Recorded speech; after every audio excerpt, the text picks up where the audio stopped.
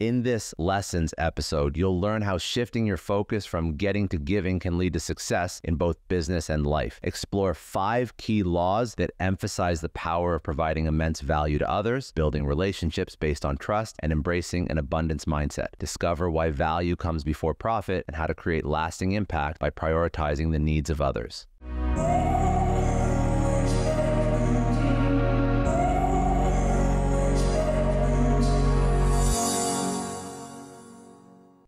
And tell me something. So you're a very logical, process-driven person. It makes a ton of sense.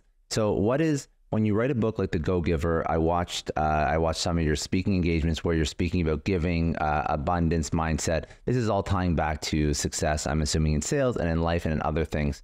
When you're the process that you've developed, I'm curious where that came from and how it differentiates and provides value to people when now there is just an absolute abundance of different sales books, novels, literature, some good, some not so good, much more than, when you first started picking up those classics. And I have actually some of those on my shelf now, so I appreciate it. So what is a go-giver, and what does that mean? Yeah, so that's such a great question. A go-giver is basically someone who understands that shifting their focus, and this is really the key, shifting one's focus from getting to giving. And when we say giving in this context, we simply mean constantly and consistently providing immense value to others. Now, understanding that not only is this a more fulfilling way of doing business, it's the most financially profitable way as well. And not for reasons of, some woo-woo, way out there type of reason or mystical, magical thinking. No, it's actually, again, very logical. It's very rational. When you think about it, right? When you're that person who can take your focus off yourself and place it on bringing value to others, making someone else's life better, helping solve their problems, helping them to attain what they need, what they want, what they desire, well, people feel good about you, right? People want to get to know you. They like you. They trust you. They want to be in a relationship with you. They want to do business with you if you have something they want or need. And they want to refer you to others. And so, again, it's very rational. Now, I talk about rationale and logic and systems. I'm actually a very emotional guy, okay? But what we need to be able to do, and by the way, I'm an emotional person because I'm a human being. Mm-hmm. And as human beings, we're all emotional. We're all emotion-based. We'd like to think we're logical, right? And to a certain extent we are. But as human beings, we are very emotion-driven. We make major decisions based on emotion. Now, we back those up we back them up with logic, right? We rationalize, which I guess kind of means we tell ourselves rational lies to justify those emotional decisions. But no, I'm as emotional as anyone. The key is that we need to make sure to control our emotions, be the master of our emotions so they work for us rather than against us. Or as one of my great friends, Dondi Scumaci, puts it, she says, by all means, take your emotions along for the ride, but make sure that you are driving the car. Mm-hmm. In other words, we want our decisions to be logically based, okay? Even though emotions are certainly good to have with us because emotions bring wisdom with them as well. Mm-hmm.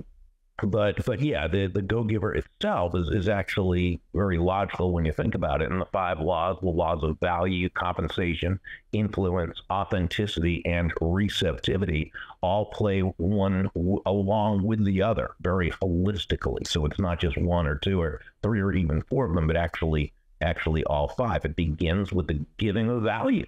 That focus on providing immense value to others as you're building the relationship, as you're cultivating that relationship, as you're following up and following through, and as you're in the selling process and the referral process. It's always about starting with the value. And then compensation, which is about how many people's lives you touch with that value. And then influence, which is really nothing more than being able to have other people's interests at heart, understanding that, as Dale Carnegie said, in How to Win Friends and Influence People, people do things for their reasons, not our reasons. Or as I often say when I speak at a sales conference, nobody's going to buy from you because you have a quota to meet, right? Or because you need the money, or even because you're a really nice person. You know, they're going to buy from you because they believe they'll be better off by doing so than by not doing so, which is why we have to put their interests ahead of our own. And this is also why John David Mann, my awesome co-author and the lead writer of the team, why we say that money is simply an echo of value. Money is an echo of value. It's the thunder to value's lightning, meaning that the value must come first. The value comes first. The money is simply that you receive is simply a very natural and direct result of the value you've provided. The law of authenticity, law number 4, just says to show up as yourself. Be that same person, be the person you are, and be so all the time. And law number 5, the law of receptivity, so the key to effective giving is to stay open to receiving. It means, sure, we breathe out, which is giving. We also have to breathe in, which is receiving. And then it's not a matter of being a giver or a receiver. That's a treacherous dichotomy, you know, that either or. No, you're a giver and a receiver. But it begins with the focus on giving value. Do you find that more sales orgs, sales leaders are working in this light, or do you still find that sales is a very traditional, latent industry? Well, I think it's both. I mean, I think more and more people are understanding. And as you said, there's a lot of good sales books out there. There's a lot of good books that teach us how to be better, more effective salespeople. And the good ones always talk about the fact that it's always about the prospect. You know, it's not about us. Great salesmanship is never about the salesperson. You know, it's never even about the product or service, as important as the product or service is. It's about the other person. It's about how they are going to benefit from that product or service. It's about touching the life of another human being. It's about making their life better just by their having you in it as your product or service. And I think that's a message that a lot more people are getting. Of course, you know, people are people. So there's going to be those people who that's just, you know, they learn a traditional way and that's just what they're going to do.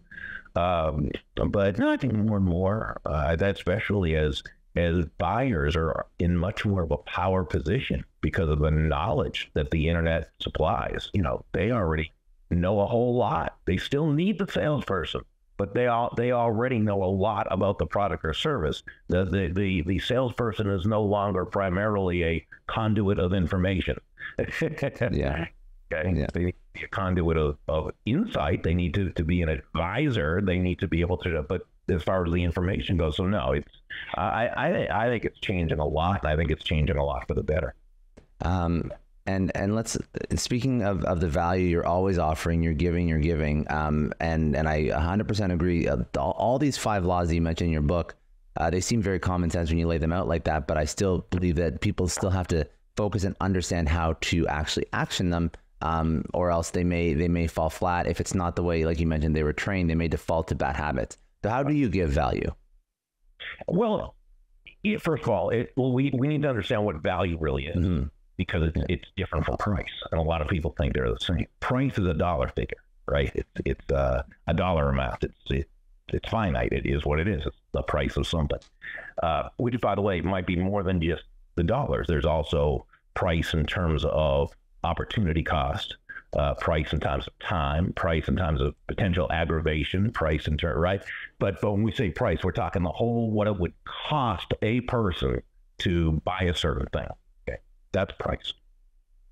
Value is the relative worth or desirability of a thing, of something, to the end user or beholder. In other words, what is it about this thing, this product, service, concept, idea, what have you, that brings so much worth to someone, to another human being, that they will willingly exchange their money for it and be glad they did, while you make a very healthy profit.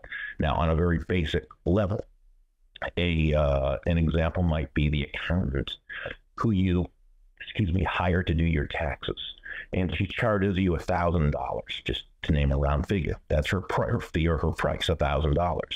But what value does she give you in exchange for this $1,000? Well, she, let's say through all her hard work, getting to know you, your business, what you're looking to accomplish, all her years of experience and so forth, she is able to save you $5,000 on your taxes.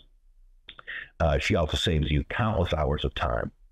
And she provides you with the security and the peace of mind of knowing it was done correctly. So she actually gave you well over $5,000 in value in exchange for a $1,000 fee or price. And that's just the intrinsic value that she has given you based on what an accountant does. That right there doesn't separate or distinguish her from anyone. So how do we, in a world in which the playing field has basically been leveled through technology and through advancement, how do we distinguish ourselves and, as you say, provide value, give value to others? And basically, we, the salesperson or the entrepreneur, we need to be that additional value. How? Well, there are dozens, if not hundreds of ways to communicate that additional value, but they tend to come down to 5 what we call elements of value. And these elements of value are excellence, consistency, attention, empathy, and appreciation. And to the degree that we can communicate those 5, whether it's 1, 2, 3, or all 5 of them at every single touch point, well, that's the degree that we take competition and price out of the equation.